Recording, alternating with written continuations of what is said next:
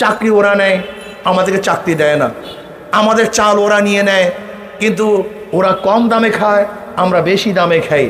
আমাদের দেশের কাগজের মিল, কিন্তু এখান থেকে নিয়ে ওখানে সিল দিয়ে ওরা কম দামে কেনে আর আমাদের ছাত্রদেরকে বেশি দামে বিক্রি করে। এই সমস্ত কথা বলেই তো আমরা পাকিস্তান থেকে আলাদা হয়েছিলাম। কিন্তু এখন আমি প্রশ্ন করি, চাকরি কাদের? এদেশের জনগণের না আওয়ামী লীগের? জনগণের তো চাকরি নয়, আওয়ামী লীগের চাকরি। এদেশ পেট পুড়িয়ে কারা খায়? জনগণ খায় না আওয়ামী লীগ খায়? এদেশে খুন খারাপ করার পরেও নির্বিচারে তারা রাস্তায় ঘুরে বেড়ায়, বিচার নাই, বিচার করার সাধ্য কারণ নাই, বুক ফুলিয়ে হাঁটে। এদেশে জনগণ হাঁটে না আওয়ামী লীগ হাঁটে? এদেশ থেকে হাজার হাজার লক্ষ লক্ষ কোটি কোটি টাকা পাচার এদেশের জনগণ করে না, আওয়ামী লীগ করে। এদেশের 100 ধর্ষণ করার পরে জনগণ সেঞ্চুরি পালন করে না, বরং আওয়ামী লীগ সেঞ্চুরি পালন করে। এদেশের স্বামীকে বেঁধে রেখে স্বামীর সামনে স্ত্রীকে জনগণ ধর্ষণ করে না, আওয়ামী লীগ ধর্ষণ করে। এদেশের মানুষকে বেঁধে রেখে হত্যা মানুষ করে না, আওয়ামী লীগ করে। তার মানে আমাদের স্বাধীনতা কোথায়? বিসমিল্লাহির রহমানির রহিম। তাআওয়ানু আলাল বিররি ওয়াত তাকওয়া ওয়া লা তাআওয়ানু আলাল ইসমি ওয়াল উদওয়ান। আল্লাহুম্মা সাল্লি আলা মুহাম্মদ ওয়া আলা আলি মুহাম্মদ।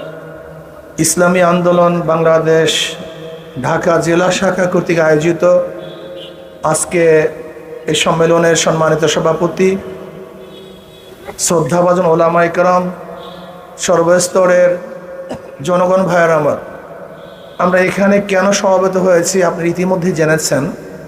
ফরিদপুরের মধুখালীতে আমার 2 শ্রমিক ভাইকে বিনা বিচারে হত্যা করা হয়েছে, নির্মমভাবে হত্যা করা হয়েছে। সারা রাত্র বেঁধে রেখে পিটিয়ে পিটিয়ে হত্যা করা হয়েছে।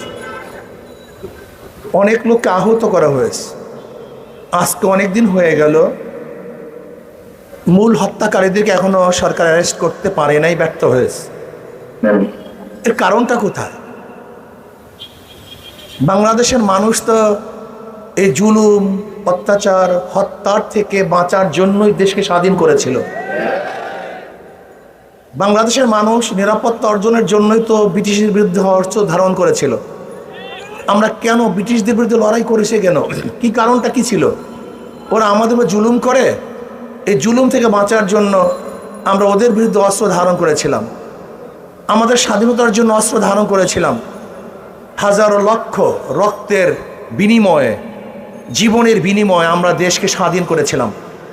আবার পাকিস্তানিরা আমাদের অধিকার ফিরিয়ে দেয় না, জুলুম অত্যাচার করে। এর জন্য তাদের বিরুদ্ধে অস্ত্র ধারণ করে আমরা এই দেশটাকে হাজারো লক্ষ মানুষের জীবনের বিনিময়ে স্বাধীন করেছিলাম।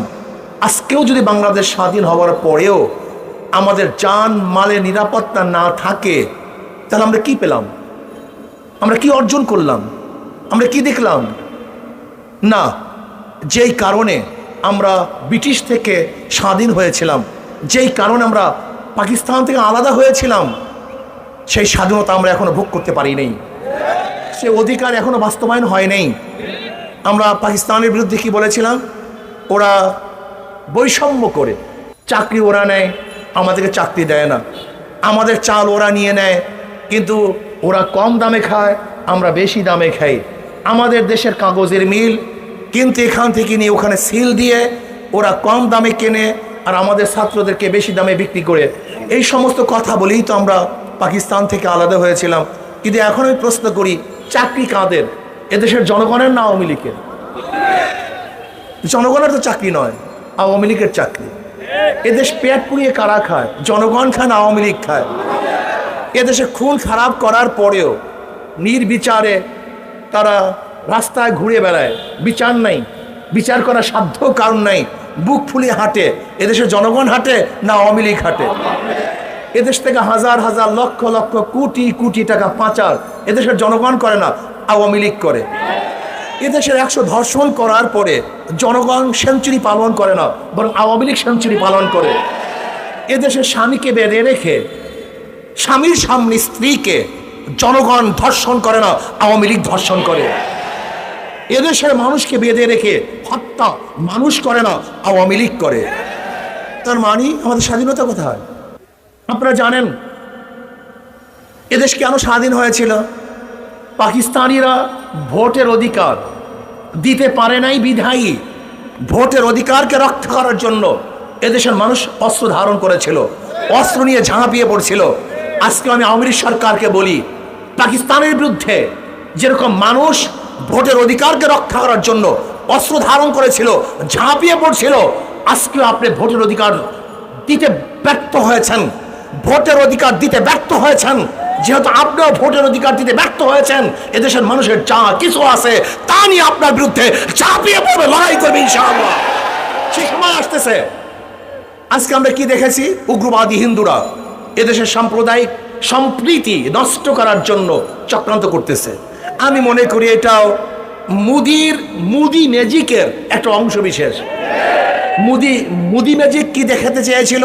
যে এদেশের মুসলমানদের হত্যা করবে, মুসলমানরা তাদের বিরুদ্ধে ঝাঁপিয়ে পড়বে, ওরা নিজেরা মন্দিরের মধ্যে অগ্নিসংযোগ করবে, নাম দেবে মুসলমানদের, এখানে একটা সাম্প্রদায়িক দাঙ্গা সৃষ্টি করবে, ওরা ভোট কাটবে।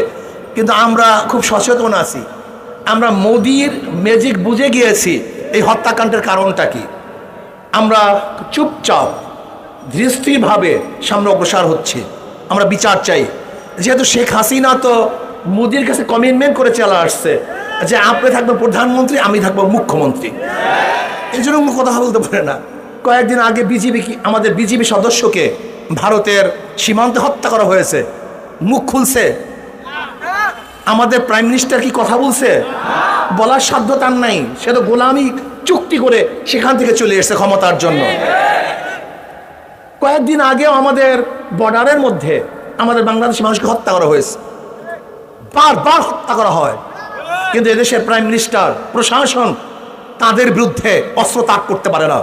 কিন্তু আমাদের খাজনা, ট্যাক্স, ভ্যাটের পয়সা দিয়ে যে অস্ত্র আমরা তাদের হাতে আমাদের নিরাপত্তার জন্য তুলে দিয়েছিলাম, আজকে সেই অস্ত্র আমাদের বুকের মধ্যে তারাই বৃদ্ধি করতেছে। আমাদেরকে ধ্বংস করার জন্য অস্ত্র ব্যবহার করা হচ্ছে। আজকে আমাদেরকে নিরাপত্তা দেওয়ার জন্য অস্ত্র ব্যবহার করা হচ্ছে না, বরং আমাদেরকে খুন করার জন্য, জুলুম করার জন্য, অত্যাচার করার জন্য অস্ত্র ব্যবহার করা হচ্ছে। আপনারা আগেই জানেন মুসলমান ধৈর্যশীল, এরা ধৈর্যের বাণী শোনায়, এরা ধৈর্য অনুযায়ী চলে। লেকিন যদি ধৈর্যের সীমা অতিক্রম করে, তা মুসলমান এত মারাত্মক হতে পারে যা চিন্তাও করতে পারবেন না। আপনারা জানেন, যদি আমরা গর্জে উঠি, আন্দোলন সংগ্রাম শুরু করি, রাস্তায় নেমে আসি, গোটা দুনিয়ার কোনো পরাশক্তি এই জাতিকে রাস্তার থেকে উঠাতে পারে না। যতক্ষণ পর্যন্ত আমরা জীবন না দেব, মারা না যাব, শহীদ না হব, ততদিন পর্যন্ত রাস্তার থেকে আমরা উঠবো না ইনশাআল্লাহ। এই জাতি সেই জাতি। কাজে আসুন, মধুখালীতে যেই হত্যা হয়েছে, এই হত্যার বিচার করতেই হবে। এই হত্যার বিচারের জন্য ইনশাআল্লাহ আমরা মাঠে আসি, থাকবো, যতদিন পর্যন্ত প্রত্যেকটা অবৈধ হত্যার বিচার না হবে, ততদিন পর্যন্ত আন্দোলন সংগ্রাম চলতেই থাকবে, চলবে ইনশাআল্লাহ। কাজে আসুন, আমরা সম্মিলিতভাবে এই হত্যার বিচারের জন্য চেষ্টা করব। আল্লাহ আমাকে এবং আমাদের সবাইকে তৌফিক দান করেন।